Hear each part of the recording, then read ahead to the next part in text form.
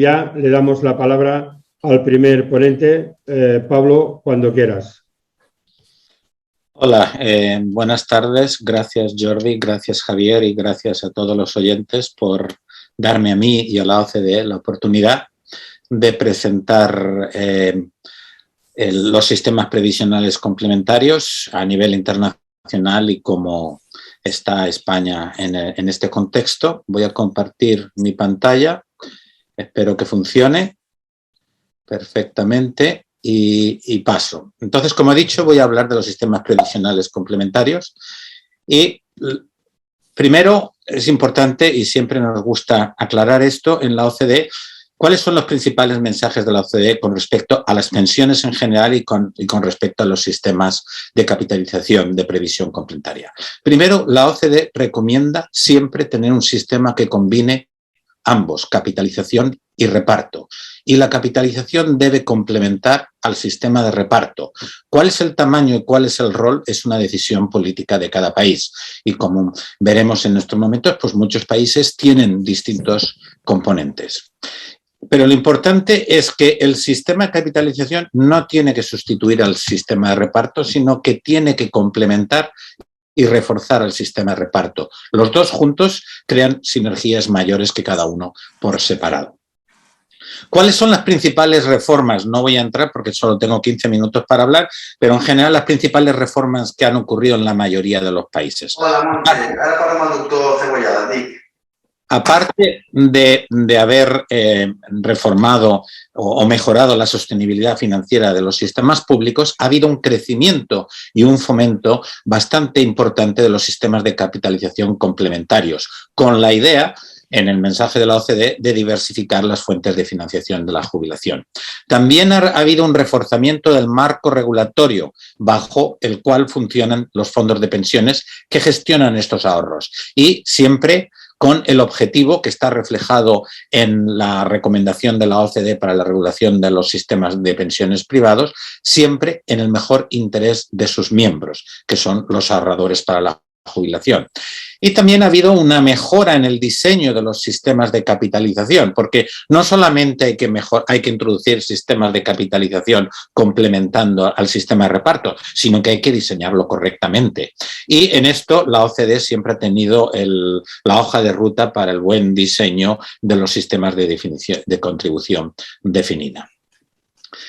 En el primer punto he dicho que ha habido un aumento de la importancia de los sistemas de capitalización, de los sistemas complementarios en los países, y aquí tenemos un gráfico de los activos que existen en los distintos países. Existían en el 2000 y existen ahora a finales del 2020 en base al producto, como porcentaje del Producto Interior Bruto en los países de la OCDE. Son activos que están claramente definidos para financiar la jubilación. Esto es importante, como hablaré dentro de un momento con respecto a dos países, 2020-2020. Esta es la situación que existía en el 2000. Algunos países tenían un fuerte componente de capitalización, pero la mayoría no, y podéis ver España por debajo de la mitad. ¿Qué ha pasado 20 años después? Pues como podéis ver ha habido un fuerte incremento. Hay 12 economías que ya tienen más del 50% de activos para la jubilación, como porcentaje del PIB, eran 9 antes y 9 tienen más del 100%. España es de los países que menos ha aumentado en los últimos 20 años. Y a pesar de ser un país donde el sistema complementario de capitalización en teoría existe, bueno, en la teoría y en la práctica existe desde 1984, igual que el sistema americano de Estados Unidos, del 401k tan famoso, el mismo año, pues España tiene activos muchísimo más bajos que la mayoría de los países de la OCDE, pero también de países de su entorno. Y luego es importante ver cómo cambian las cosas, porque en los países que hay un fuerte peso de la capitalización, tenemos Australia, tenemos Canadá, Dinamarca, Estados Unidos, Finlandia, Holanda, el Reino Unido, Suecia, Suiza. Es decir, no tenemos, como muchas veces la gente dice, países anglosajones, no, hay países no anglosajones, Dinamarca y Holanda son principalmente de capitalización complementaria. Países que tienen muy poco peso, Austria, Francia y España. Pero con respecto a Francia y Alemania es importante destacar que en estos dos países la mayoría de la gente ahorra para la jubilación en seguros de vida. Pero los seguros de vida no son como los entendemos en España o en el mundo anglosajón. Son en realidad lo que hoy en día se llaman target date. Es decir, que hay una fecha determinada, tú inviertes en los seguros de vida, tú contribuyes, vas acumulando, se invierten en activos y a una fecha determinada, que casi todo el mundo lo pone alrededor de la edad de jubilación, sacas el dinero. O sea, no es realmente un seguro de vida en el sentido español de que cuando te mueres el dinero va a tus herederos. Y así es como los franceses y los alemanes ahorran mucho para financiar la jubilación. No están nuestros datos porque la definición de estos seguros de vida no es ahorrar para la jubilación. Entonces, lo pueden sacar teóricamente antes con unos penalties, pero tal. Y en países como Italia, de nuestro entorno, la capitalización se ha introducido, se ha fomentado, pero obviamente se hizo a finales de los 90 y lleva tiempo que suba. Pero hoy en día se introdujo antes que en España y hay más activos para financiar la jubilación que en España. Entonces, el objetivo, como he dicho, es no solamente que es importante tenerlos para complementar, pero hay que diseñarlos y hay que diseñarlos teniendo en cuenta el marco del sistema de pensiones que existe en cada país. Nosotros en la OCDE no decimos que hay una solución perfecta, no recomendamos adoptar el sistema de un país o otro. Hablamos de que hay mecanismos para mejorar el sistema de ahorro para la jubilación. Muchas veces la gente habla auto-enrollment y dice Reino Unido. No, es incorrecto. Auto-enrollment es una cosa y cómo lo han hecho los ingleses es otra forma, porque el auto-enrollment se ha hecho en muchos países, la alocación automática se ha hecho en muchos países. Y entonces no es, la forma del Reino Unido es una forma. Los alemanes tienen otra, los americanos tienen otra. Hay distintos mecanismos para aplicar el mismo tipo de política. Y como he dicho, el diseño es importante. Y en la OCDE tenemos una hoja de ruta. La OCDE no está en contra o a favor de cuentas individuales de contribución definida o prestación definida. Nosotros lo que siempre intentamos es destacar las implicaciones y abocamos por un sistema que recoja las ventajas de uno y otro, teniendo en cuenta opciones por defecto y mancomunar y todo este tipo de cosas. Entonces, ¿cuáles son los principales mensajes de esta hoja de ruta para mejorar el diseño? Primero, tiene que ser coherente. Segundo, tiene que ser inclusivo. Voy a hablar un poquito de algunos de ellos. Las contribuciones se tienen que establecer de forma y a niveles que sean adecuadas a los objetivos que se establecen para el sistema. Recordemos que el sistema se diseña en base al sistema en su conjunto. Los incentivos fiscales se tienen que diseñar para maximizar la participación y las contribuciones. Es importante promover planes de bajo coste y que sean al mismo tiempo eficientes, tanto en la parte de ahorro como en la época de la jubilación. Hay que asegurarse que todos los individuos tienen acceso a inversiones apropiadas y sostenibles, así como a una estrategia de inversión por defecto que esté bien diseñada. Asegurarse también de que se tiene protección contra la longevidad, que se facilita el monitoreo regular y la gestión del riesgo de longevidad, que se garantiza una comunicación efectiva, personalizada, regular, consistente y que no sea sesgada a los miembros de los planes y que hay que promover el conocimiento y apoyar la financiación financiera sobre la jubilación y las pensiones. El primer mensaje, que es el de coherencia, es básicamente lo que ya he estado diciendo. Hay que diseñarlo teniendo en cuenta todos los distintos componentes del sistema. Y un tema que ha sido importante ahora, pero este no es el caso, bueno, también es el caso de España, es que se ha dado acceso incondicional a los ahorros previsionales como respuesta al COVID y bueno, muchos países no lo han hecho, pero algunos lo han hecho y esto rompe esa coherencia de que es para ahorrar para el futuro. Tiene que ser inclusivo. Y aquí en España, pues lo que existe hoy en día es un gran problema. No todos los españoles tienen derechos a los planes de empresa.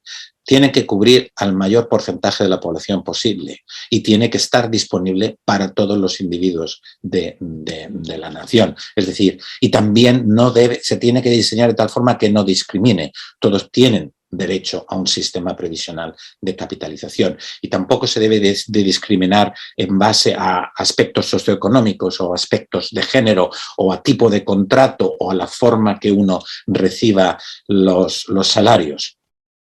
Obviamente, si uno quiere que sea inclusivo, alcanzar la mayor cobertura posible, pues un sistema obligatorio como en Holanda o en Australia funciona muy bien. Pero en algunos países pues esta no es la opción o esto no es lo que se quiere. Pero entre medio, la economía del comportamiento nos dice que si quieres que alguien haga algo, pónselo fácil y lo hará. Y el auto-enrollment tan famoso, la afiliación automática con la opción de desinscribirse, que, de nuevo, repito, no es el sistema inglés, esto es un mecanismo y hay distintas formas de implementarlo, es una opción que está funcionando muy bien en muchos países. Y en esto voy a destacar de nuevo que el diseño se establece que es voluntario para el individuo. Los ingleses lo que han hecho es un diseño en que es obligatorio para el empleador y es un sistema a nivel nacional. En España hay mucha gente que argumenta que esto no puede ser y que podría ser inconstitucional en España. Yo ahí ya no entro. Pero también puede ser parte de la negociación colectiva, como es en el caso de Alemania y Holanda y también Dinamarca. Puede ser a nivel por sector o puede ser por empresa. Y esto es lo que se llama cuasi obligatorio. Y luego los empleadores, las empresas pueden decidir libremente ofrecerlo.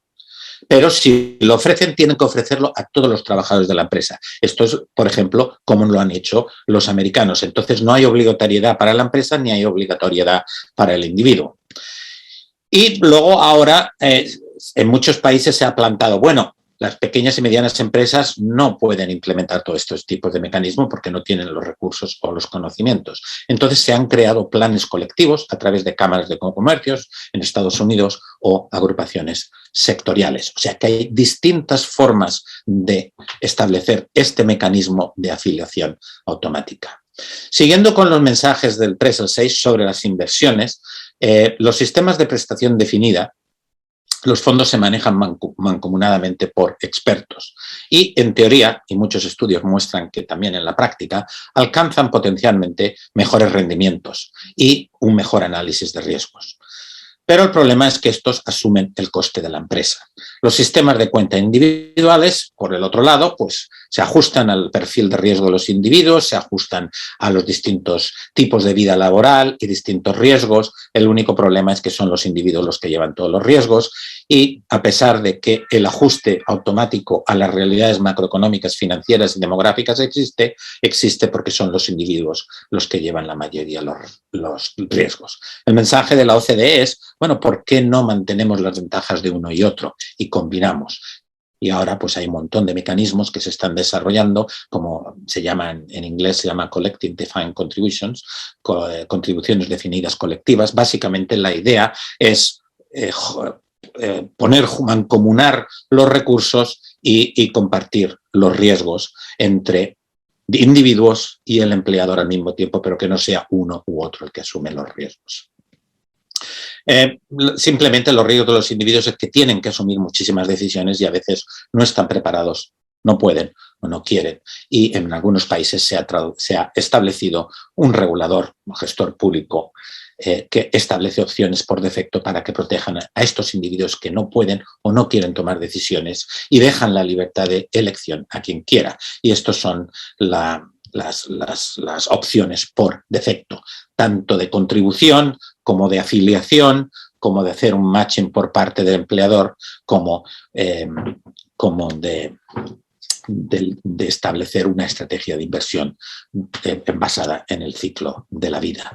Y luego tú puedes, y los australianos lo hacen en un sistema de capitalización individual, gestionar las carteras colectivamente. O sea, que se puede hacer mancomunando los riesgos. Existen ejemplos y se puede hacer. La cuestión es estudiarlos, analizarlos y ver cómo se pueden incorporar. Y nada, para resumir, espero no haya pasarme mucho de los 15 minutos, es importante discutir el diseño. España es de los pocos países de nuestro entorno donde la capitalización juega un papel, si puedo decirlo, irrelevante y, más importante, no está disponible para todos. Y más importante, todos estos mensajes de la hoja de ruta de la OCDE, España cumple básicamente 9 de los 10.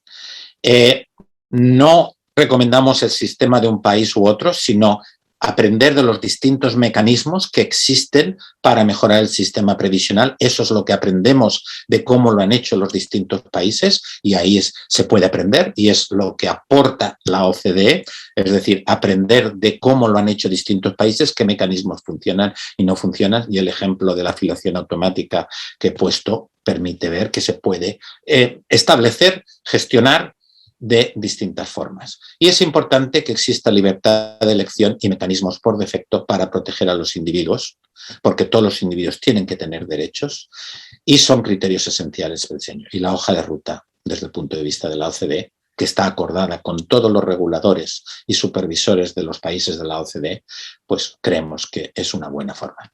Muchísimas gracias y quedo a vuestra disposición para preguntas posteriores. Muchas gracias, Pablo. Se ha hecho de noche a mitad aquí en París, perdona. No me da cuenta. Muchas gracias, Pablo, por partida doble. Primero por lo interesante de tu intervención y luego por haber ajustado de manera muy precisa la duración de tu intervención. Creo que has planteado unos elementos esenciales en relación al modelo de cada país. Vendrá definido por el peso y la relación entre los tres pilares de la previsión social, que la implantación de cualquier sistema de capitalización debe estar oportunamente diseñados y ser siguiendo unos principios coherentes. Y luego el que es importante que los planes de pensiones, los sistemas complementarios de empleo tengan una personalidad propia y que no sean meros fondos de inversión cualificados. Creo que son tres elementos que podemos sacar de tu intervención que son altamente interesantes retener.